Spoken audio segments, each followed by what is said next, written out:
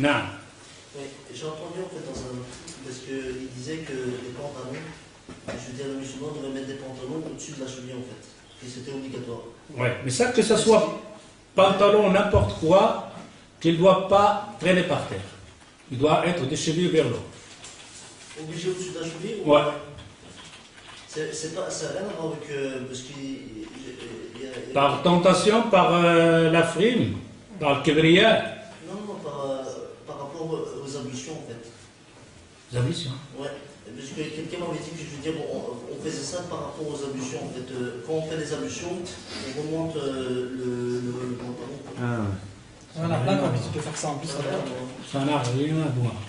Le hadith, le prophète sallallahu alayhi wa sallam, dans deux hadiths, dans un hadith, tout ce qui dépasse les chevilles, فهو في النار. ما زاد على الكعبين فهو في النار. Tout ce qui dépasse les chevilles, c'est-à-dire que cette place-là touchera l'enfer والعياذ billah. Dans un autre hadith, celui qui traîne ses vêtements par tentation, par kibriya, Allah ne le regarderait pas le jour de jugement. Alors on voit deux choses. Soit il le fait par la frime, celui-là, Allah Azza wa Jalla, il lui donne une punition plus grande. Qu'il ne le regarde pas le jour de jugement. L'autre qui ne l'a pas fait pour ça, mais il a commis quand même un péché.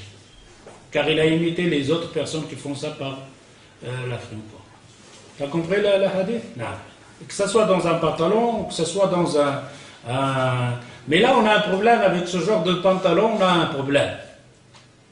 On a que le pantalon ne doit pas dépasser les chevilles. Et on a dans un hadith, quand on prie, on ne doit pas avoir quelque chose troussé. C'est-à-dire, quand par exemple, tu as des ponts comme ça, tu as troussé tes manches, tu viens à la prière, tu ne dois pas prier comme ça. Tu dois rabattre ça. Et la même chose, tu as les cheveux attachés là, des longs cheveux, tu les attaches, tu viens à la prière, tu lâches les cheveux.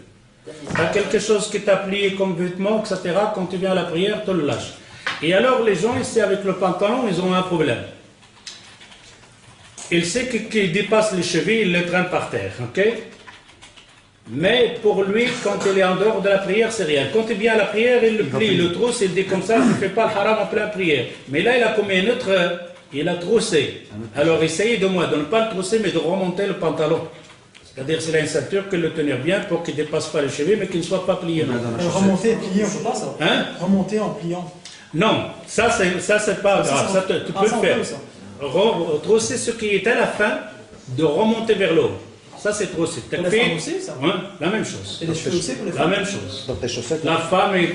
Tu mets le pantalon dans tes chaussettes? Pardon? Pantalon dans les chaussettes? Oui, mais la même chose. Pour la femme, la même chose. Elle a des cheveux qui sont attachés ici, et qui vient à la prière, qu'il lâche ses cheveux, c'est-à-dire ils sont attachés ici, mais pas ramassés derrière la nuque ici.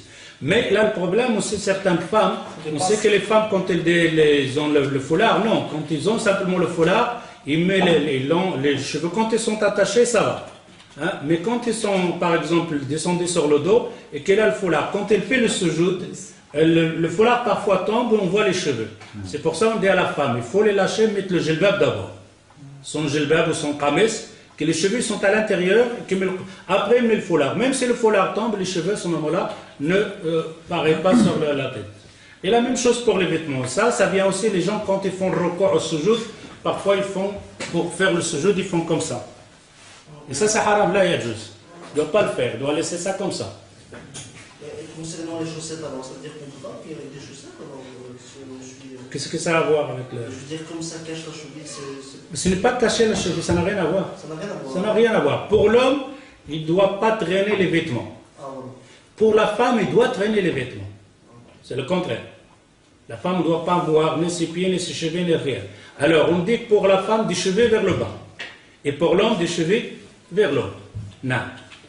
Le Cheikh Al-Alban, il dit si on avait les manches troussées de la journée, que on vient, ça ne pose pas de problème. Oui, certains ulama, ils te disent si tu l'as fait en dehors de la prière, il n'y a pas de problème. Certains ulama, ils disent même dans la prière, tu dois le lâcher. Ça veut dire un mécanicien il doit relâcher parce que ça, c'est la vie le plus plausible. Pourquoi? Parce qu'on a des personnes qui ont des cheveux attachés.